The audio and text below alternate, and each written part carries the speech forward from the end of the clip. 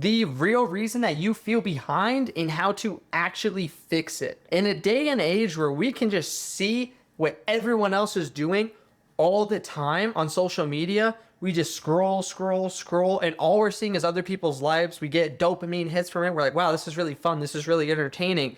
And all you're thinking about are those other people until you stop. You stop scrolling. And now that all you can think about is yourself and what is wrong with me? Why am I so behind? Why am I not experiencing and living the same way that these other people are living and the things that they are experiencing? What is wrong with me? And what we are doing there is we are comparing ourselves to them. Now, this goes multiple different ways. Many say that comparison is the thief of joy, which in most cases it actually is. But we can actually use that comparison to our advantage. But how exactly do we do that?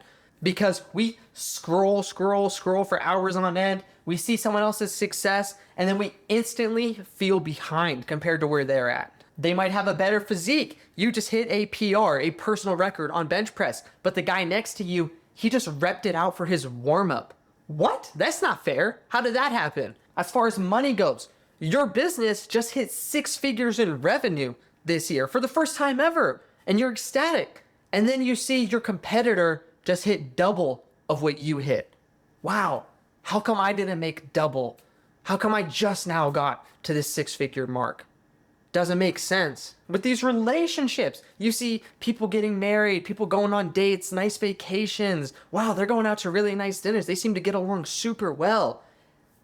I can't even hold a stable relationship for more than a couple of months. What is wrong with me? I want to break this down because everything that we see from a social media point of view is from a narrow point of view, a specific scope, a specific lens that people are looking through that we all can see, but that doesn't mean they haven't experienced anything different. And so when you shift this perspective, it can completely change how you just view life altogether. Your version of year 2 could be their version of year 10. You guys are playing different games. You're on different levels. There is a reason for that. You are only witnessing brief flashes of their highlight reel, and you have to go through your day-to-day life.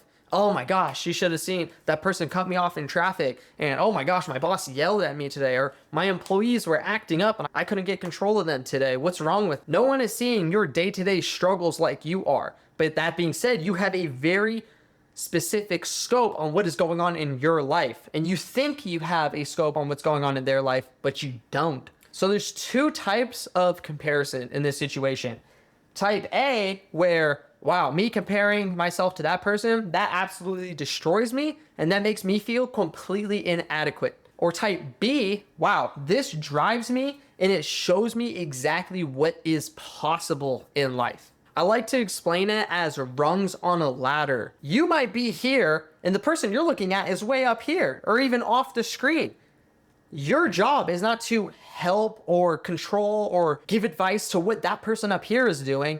Your job is to help the person down here who is still trying to climb up to the level that you're at. With fitness, you might go to the gym consistently, but you're not the biggest, you're not the strongest, you're not the most toned. So that bodybuilder who's going for a full-time job and he has to hit the gym and hit his 6 meals a day, he's on a completely different level than you, but he's also been doing this for possibly 5, 10, 15, 30 years longer than you. Whereas the person who's never even stepped foot in a gym, you are higher up on that ladder than they are. So there's levels to this game.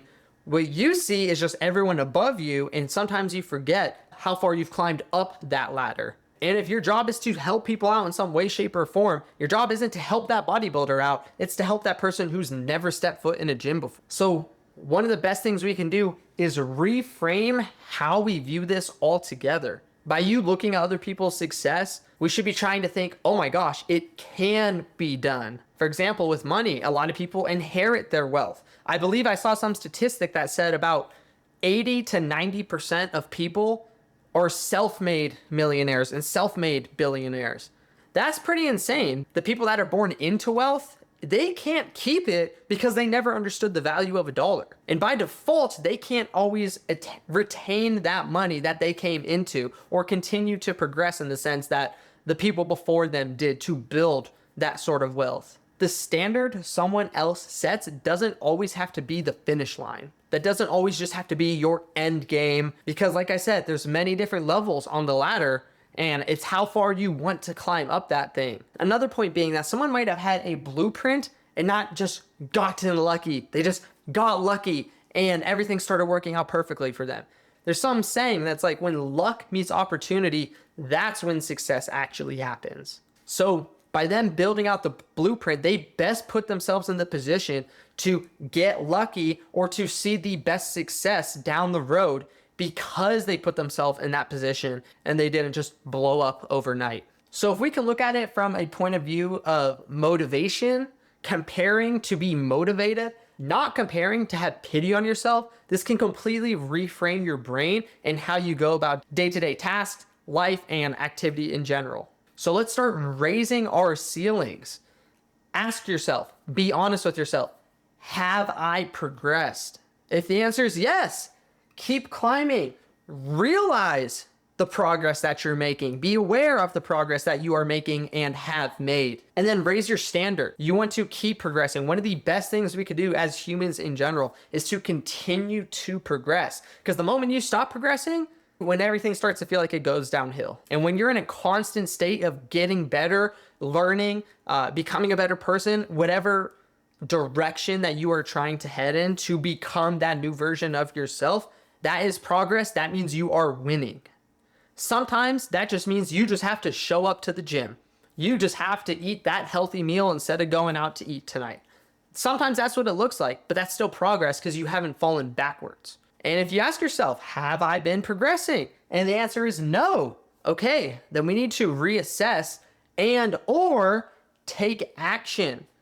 If you're reassessing, you're trying to do all the right things, you're like, okay, I think I got this and I got this down, but why am I not seeing progress?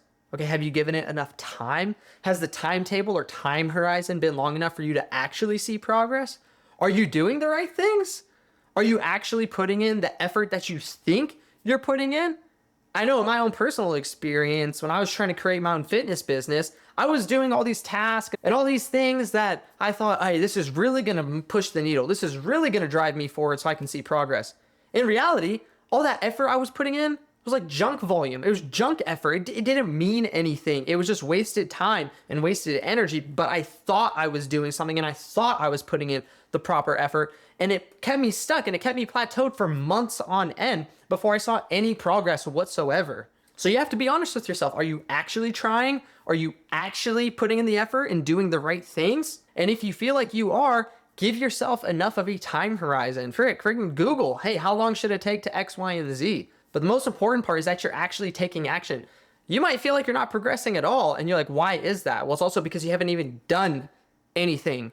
You haven't started. You haven't even started. How can you progress on something if you haven't even started in the first place? It doesn't make a whole lot of sense. I know I'm not the only one out there that's constantly feeling behind in life, especially when I go on social media and I just see everyone having a jolly old time. But one thing I do realize is that I try to look back and I try to see how far I've come compared to where I was. And that kind of brings me back down to earth a little bit. I zoom out. That's how I like to call it with my clients. Let's zoom out. Let's take a step back. We have objective facts, objective numbers, objective tracking. And this is where you were. And then they realize, oh, wow, I really have come a long way. I remember when I used to be overweight, and now I feel great in my body. I have energy to play with my kids. Wow, I remember I used to only bench the bar, and now I'm repping out with multiple plates on each side of the bar. What a crazy journey it's been. Look how far I've come. I remember literally going to work the day that I graduated from university, and instead of going to university and actually enjoying that graduation, I was working at a car wash and I was just on to the next thing. Nope, I have to get my money up right now. I really need to lock in for this. I don't need to go to graduation. And that is something that I will never get back because I was just on to the next thing and I didn't zoom out, and I felt like I wasn't progressing because a certain amount of things didn't fall through that was supposed to follow through. And so I felt inadequate because I was comparing myself. Oh, I'm going to see all these people here that they have a route directly out of university and it's going great for them. And I don't want to even deal with that because I don't have a route and people are going to ask me, what are you doing? and I am stuck working at this car wash at a regular 9 to 5 with a kinesiology degree. What is wrong with me? That was my mindset.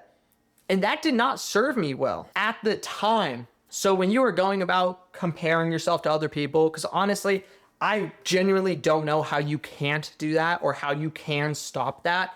But what I do know is that when we do compare ourselves to other people, we should use that as setting our standard, not letting it be like, oh, what's wrong with me? Like I said, there's rungs to this ladder. And if you are continuously progressing and trying to get better and actually taking action to get better, then you're already winning, my friend. That being said, one of the best ways you can actually start to level yourself up and actually see real progress is by building your body and your physique, which translates over to your confidence and your energy at work. If that is you, where you are looking to take that next step and you're an ambitious person, you're serious, you are sick of being in the body that you're in, go ahead and fill out the link in the description down below. That will be for my one-on-one coaching. You can apply for my one-on-one coaching. I'll reach back out to you. I'll see what I can do for you. If you enjoyed or if you've received any value from this video, be sure to drop a like on it, and I will see you guys in the next one. Peace.